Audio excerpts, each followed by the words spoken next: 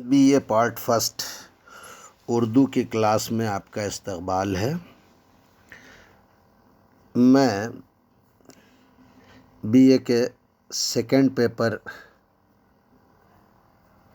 کے کچھ حصوں کو پڑھا چکا ہوں۔ آپ کے شاعری کی اقسام کی تعریف میں نے پڑھا دی، اور آپ کے نصاب میں جو اصناف شامل ہیں ان میں غزل اور نظم ہے۔ غزل کے بارے میں اس کی تعریف اور اس کی تاریخ کے بارے میں گزشتہ دنوں میں نے آپ سے گفتگو کی تھی۔ غزل کے 5 شاعر آپ کے نصاب میں شامل ہیں: میر، غالب، آتش، عزیز اور فیض احمد فیض۔ میں ان شاعروں میں میر اور غالب پر آپ سے گفتگو کر چکا۔ میں آج نظم کے بارے میں آپ سے گفتگو کروں گا۔ نظم کے 4 شاعر نظم کے آپ کے سلیبس میں داخل ہیں۔ نذیر اکبر آبادی کی نظمیں داخل ہیں، جوش ملیح آبادی کی کچھ نظمیں داخل ہیں، حالی کا مسدس مد و جزر اسلام اس سے کچھ منتخب بند آپ کے نصاب میں شامل ہیں، اور اقبال کی نظم خضر راہ آپ کے نصاب میں شامل ہے۔ ان پر گفتگو بعد میں ہوگی۔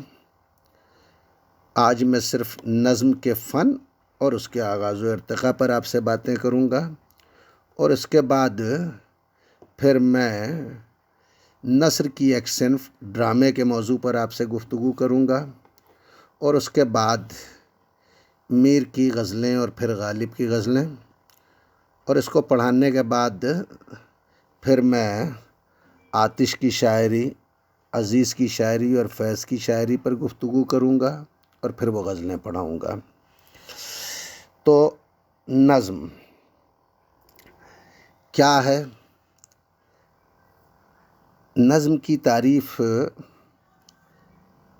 یوں تو ہر موضوع کلام کو نظم کہا جا سکتا ہے، یعنی قطعہ، قصیدہ، رباعی، غزل، مرثیہ، مثنوی سبھی نظم ہیں۔ لیکن ہم شاعری کی اصطلاح میں جب لفظ نظم کا استعمال کرتے ہیں تو اس سے ہماری مراد شاعری کی وہ صنف ہوتی ہے جس میں کسی خاص موضوع پر ربط و تسلسل کے ساتھ اظہار خیال کیا گیا ہو، یعنی کوئی ایک ٹاپک کانٹینیوسلی جو ہے وہ بیان ہوا ہو، اسے ہم نظم کہتے ہیں۔ اس اعتبار سے بھی اگر آپ دیکھیے گا تو اردو کی بیشتر نمائندہ اصناف اس تعریف کے ذیل میں آ جاتی ہیں۔ قدیم اصناف شاعری میں جو ان کی روایت اور ان کے اصول و ضوابط اور ان کی تاریخ ہے، اس میں کسی شاعر کو یا کسی ناقد کو ترمیم و اصلاح کی جرات نہیں ہے۔ لیکن 1857 کے بعد جب زمانے نے کروٹ بدلی اور ملک میں نئے حالات و مسائل پیدا ہوئے، سیاسی، سماجی، تعلیمی اور تہذیبی سطح پر تبدیلیاں رونما ہوئیں، تو اردو شاعری کے روایتی اسلوب میں بھی تبدیلی کی ضرورت محسوس کی گئی۔ اس طرح اردو میں جدید نظم نگاری کا آغاز ہوا۔ گزشتہ 150 سال کا زمانہ ہی جدید نظم نگاری کے آغاز، اس کے ارتقاء کا زمانہ ہے۔ موضوع یا نفس خیال کے اعتبار سے جدید نظم اس نظم کو کہتے ہیں جس میں نئے زمانے کی زندگی اور نئے زمانے کی زندگی کے مسائل اور نئے افکار و نظریات، نئے خیالات، نئے جذبات و احساسات کی ترجمانی کی گئی ہوں۔ یہ تو موضوع کے اعتبار سے جدید نظم کی تعریف ہو گئی۔ ساخت اور حیت کے اعتبار سے، متنی ساخت کے اعتبار سے جدید نظم وہ نظم کہی جاتی ہے یا کہی جائے گی جس میں شاعر نے شاعری کے قدیم اصناف کے بندھے ٹکے اصولوں سے کچھ لبرٹی حاصل کی ہو، آزادی حاصل کی ہو۔ ان بندھے ٹکے اصولوں کا پابند نہ رہ کر کسی نئی حیت میں کسی مسئلے کو اچھوتی حیت میں کسی خیال یا تجربے کو بالکل نئے انداز میں ربط اور تسلسل کے ساتھ پیش کیا ہو تو ہم اسے جدید نظم کہیں گے۔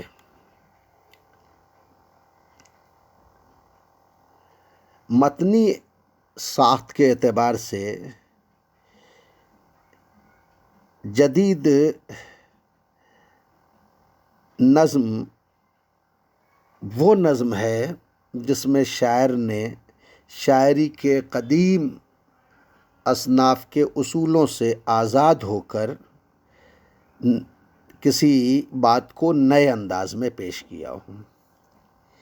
اس اعتبار سے، اس متنی ساخت کے اعتبار سے ہم جب جدید نظم کو دیکھتے ہیں تو ہمیں اس میں 3 طرح کی نظمیں دکھائی دیتی ہیں، یعنی ہم جدید نظم کو فنی ساخت کے اعتبار سے 3 حصوں میں تقسیم کر سکتے ہیں۔ سب سے پہلے ہم اگر موضوع نیا ہو اور حیت اور اسلوب پرانی ہو تو اسے بھی جدید نظم کہیں گے، یعنی قصیدے کی حیت میں یا مثنوی کی حیت میں کسی نئے مسئلے کو جو 1857 کے بعد کی زندگی کا مسئلہ ہے اسے جو ہے وہ ربط اور تسلسل کے ساتھ بیان کیا جا رہا ہے تو اسے ہم جدید نظم کہیں گے۔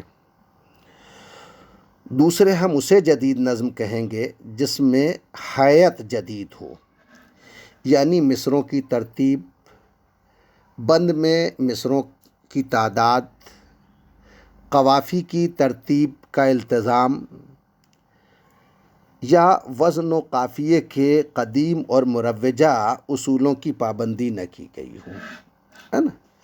یعنی قافیہ عموماً دوسرے مصرعے میں استعمال ہوتا ہے۔ شاعر نظم کے ہر آڈ مصرعے میں جو ہے وہ قافیہ استعمال کرے، ایون مصرعے میں استعمال نہ کرے، یعنی طاق مصرعے میں جو ہے وہ قافیہ استعمال کرے، جفت مصرعے میں استعمال نہ کرے۔ طاق اسے کہتے ہیں جو برابر سے تقسیم نہ ہو، جیسے 1، 3، 5، 7، ہے نا، 9، اور جفت اسے کہتے ہیں جو برابر سے تقسیم ہو جائے، جیسے 2، 4، 6، 8، 10۔ تو اب اگر وہ طاق مصروں میں جو ہے وہ قافیے اور ردیف کی پابندی کر رہا ہے تو یہ مروجہ اصول سے انحراف ہے۔ تو اس طرح اگر کوئی جو ہے وہ حیت و قصیدے کی ہے نا، لیکن مصروں میں قوافی جو ہے وہ استعمال ہو رہے ہیں تو وہ طاق مصروں میں استعمال ہو رہے ہیں، نہ کہ جفت مصروں میں استعمال ہو رہے ہیں، تو ہم اس طرح کی نظم کو جدید نظم کہیں گے۔ تیسرے، مصروں میں یا بندوں میں ردیف اور قوافیے کی پابندی نہ ہو، یعنی مصرعے وزن کے میں ہوں لیکن قافیے استعمال نہ ہو، ردیف استعمال نہ ہو۔ وزن اور بحر کے تقاضوں کی پابندی کی گئی ہو، یعنی ان مصروں کا وزن برابر ہو، ایک بحر میں ہو، لیکن مصروں میں قافیے نہ آئے، ردیف نہ ہو، تو بھی ہم اسے جدید نظم کہیں گے۔ جہاں تک جدید نظم کے آغاز کا تعلق ہے تو جدید نظم کا سلسلہ 1874 کے آس پاس پنجاب میں شروع ہوا۔ پنجاب کے ایک انگریز عہدیدار کرنل ہال رائٹ اور محمد حسین آزاد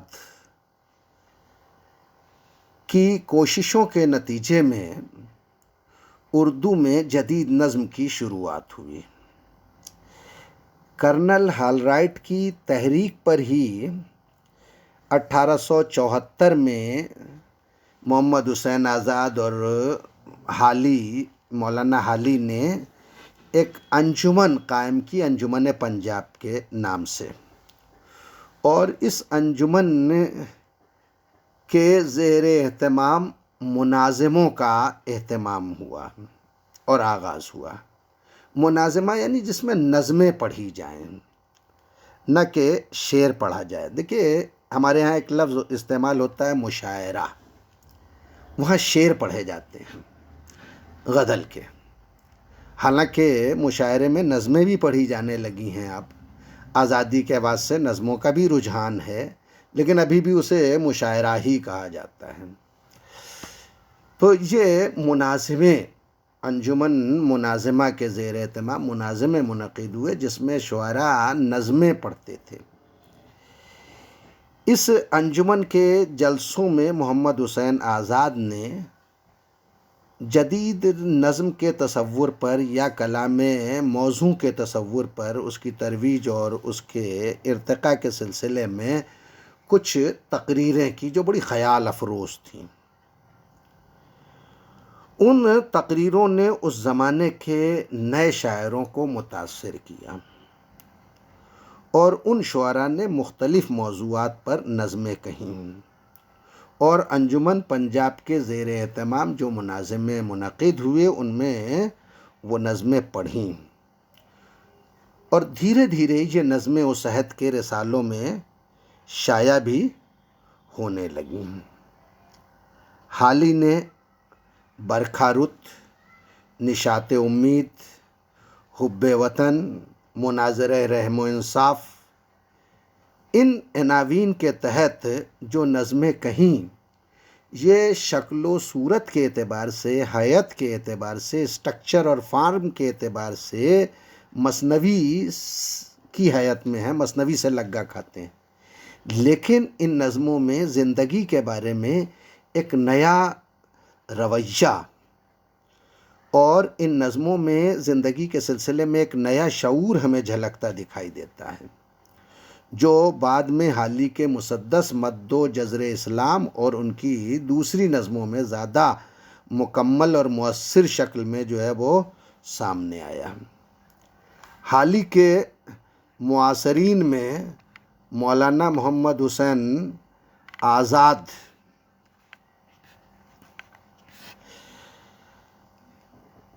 اسماعیل میرٹھی، نظم طباطبائی، یہ وہ شاعر تھے جنہوں نے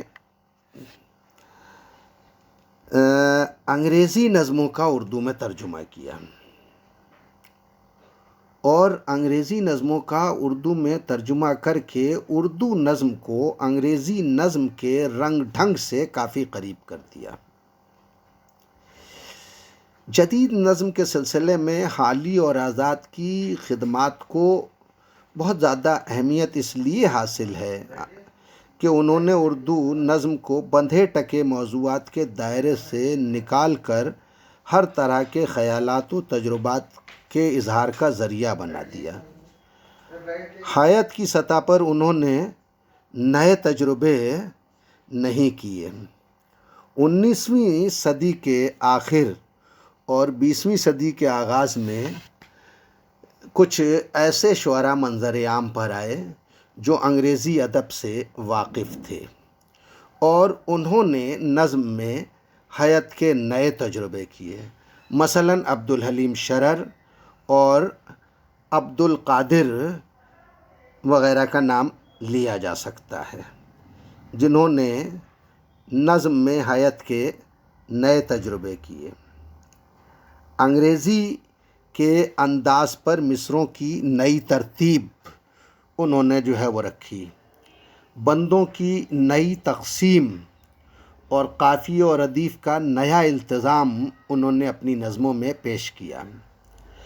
پابند نظم کے نئے تجربوں نے اردو نظم کو نئے امکانات سے روشناس کرانے میں اہم خدمات انجام دیں۔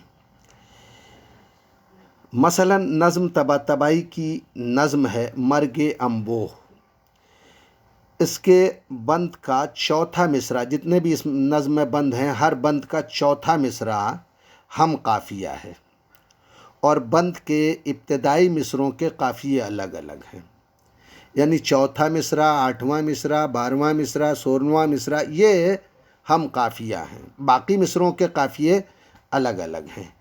اسی طرح ان کی نظم برسات کی فصل کے ہر بند کا پہلا اور تیسرا مصرع ہم قافیہ ہے، دوسرا اور چوتھا مصرع ہم قافیہ ہے۔ اسی طرح ان کی بعض دوسری نظموں میں بھی مصرعوں اور بندوں کی تقسیم کا انداز بالکل نیا نظر آتا ہے، جو اردو نظم کے مسلمہ اور مروجہ اسالیب سے مختلف ہے۔ ان شعراء کے علاوہ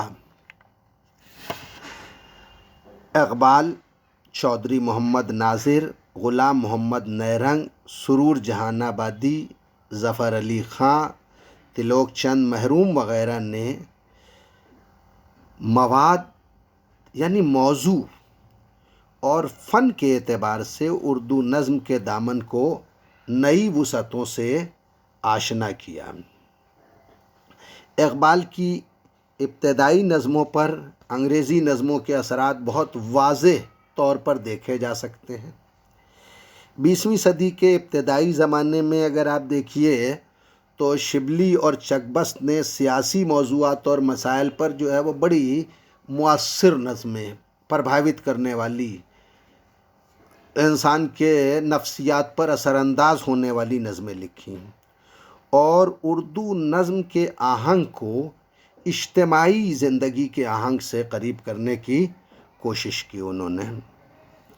1930 تک آتے آتے نوجوانوں کی ایک نئی پود بھی اردو نظم کے کارواں میں شامل ہو گئی۔ یہ وہ زمانہ تھا جب پہلی جنگ عظیم کے بعد سیاسی بیداری کے نئے آثار ہندوستان میں پیدا ہو رہے تھے۔ 1917 میں روس میں اشتراکی انقلاب کی بدولت مزدوروں کا اور محنت کش طبقے کے اقتدار کا سورج طلوع ہو چکا تھا۔ روس میں کمیونسٹ حکومت قائم ہو چکی تھی، اور روس کے اس انقلاب کے بعد پوری دنیا میں آزادی کے تصور کو لے کے، جمہوریت کے تصور کو لے کے، سماجی انصاف کے تصور کو لے کے، فن و ادب کے بارے میں اور عشق و محبت وغیرہ کے احساس کو لے کر ایک نیا ذہن اور ایک نیا شعور پیدا ہو رہا تھا۔ 30 کے بعد جو نسل اس نئی جدید نظم کے سفر میں شامل ہوئی تھی، ان میں جوش ملیح آبادی، سیماب اکبر آبادی، حفیظ جالندھری، ساغر نظامی اور احسان دانش جیسے شاعروں کا نام بہت اہم ہے۔ ان شاعروں نے مغربی ادب سے بیگانہ رہ کر اردو نظم کو قومی جذبات و خیالات کی لے سے ہم آہنگ کرنے کا اہم کارنامہ انجام دیا، اور نظم میں انقلاب اور آزادی کے جذبات و احساسات کو داخل کیا۔ اسی عہد میں کچھ ایسے شاعر بھی تھے جو مغربی علوم اور فنون سے بہت زبردست طریقے سے آشنائی رکھتے تھے، اور ان مغربی علوم و فنون پر ان کی گہری نظر تھی، اور انہوں نے مغربی فکر و فن سے متاثر ہو کر نظم کو نئے شعری تجربات کا حامل بنایا تھا۔ اس طرح کے شعراء میں عبد الرحمن بجنوری، عظمت اللہ خاں، اختر شیرانی، تصدق حسین خالد اور ڈاکٹر دین محمد تاثیر وغیرہ کے نام اہمیت کے حامل ہیں۔ 1936 میں ترقی پسند تحریک وجود میں آئی اور اسی کے پیرلل بعض دوسری ذہنی اور ادبی تحریکیں وجود میں آئیں، جیسے حلقہ ارباب ذوق وغیرہ کی تحریک۔ ان تحریکوں کے اثر و نفوذ کی بنا پر اردو نظم کے موضوعات اور حیت میں خوشگوار تبدیلیاں پیدا ہوئیں۔ ترقی پسند تحریک نے زندگی کی طبقاتی بصیرت اور انسان دوستی کا ایک نیا اور صحت مند تصور ہم کو دیا اور ملک کو آزاد کرانے کا ہم میں ایک نیا عزم بیدار کیا۔ اقبال اور جوش کی بدولت 1936 سے پہلے ہی ہماری نظم اس قابل ہو گئی تھی کہ ہر طرح کے فکری، سماجی، سیاسی، معاشی، معاشرتی مسائل نظم میں بیان کیے جا سکیں۔ نتیجہ یہ ہے کہ ترقی پسند دور کے شعراء نے نظم کو اپنے عہد کی پرآشوب زندگی اور اس کے گوناگوں مسائل سے آشنا کیا۔ جن ترقی پسند شاعروں نے یہ کارنامہ انجام دیا ان میں اسرار الحق مجاز، کیفی اعظمی، فیض احمد فیض، معین احسن جذبی، علی سردار جعفری، مخدوم محی الدین، جانثار اختر، علی جواد زیدی اور ساحر لدھیانوی وغیرہ کے نام بہت اہم ہیں۔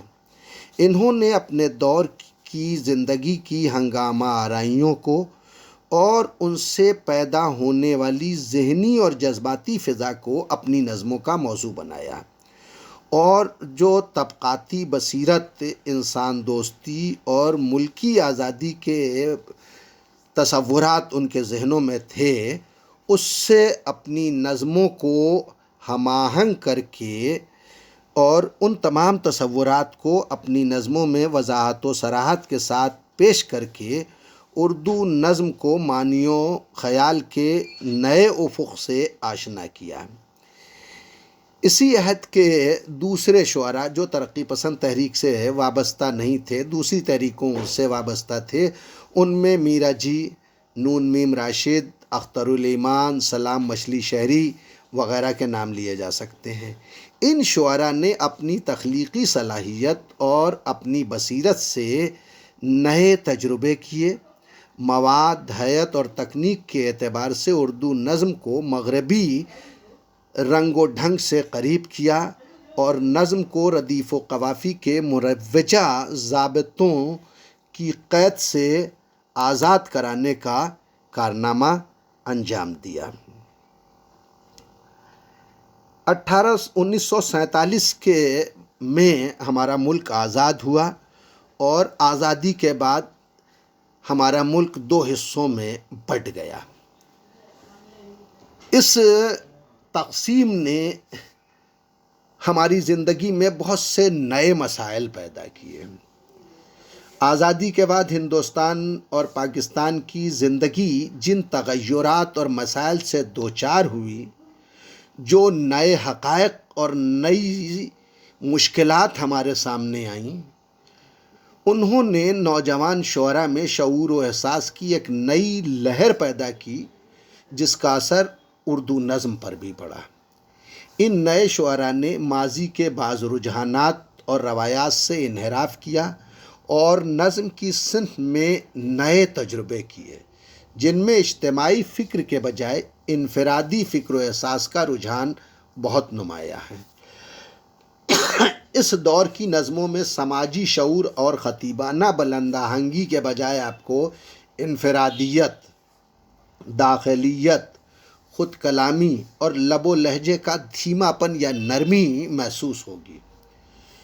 اردو نظم میں یہ رجحانات ہندوستان کے مقابلے میں پاکستان میں زیادہ مقبول ہوئے۔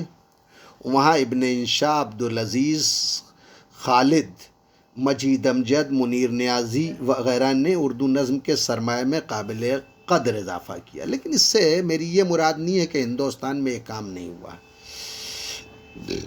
ہندوستان میں بھی اختر الایمان، منیب الرحمان، بلراج کومل، وحید اختر، عمیق حنفی جیسے نظم گو شعراء نے اردو نظم کو نئی سمتوں سے اور نئے امکانات سے آشنا کرنے کا کارنامہ انجام دیا۔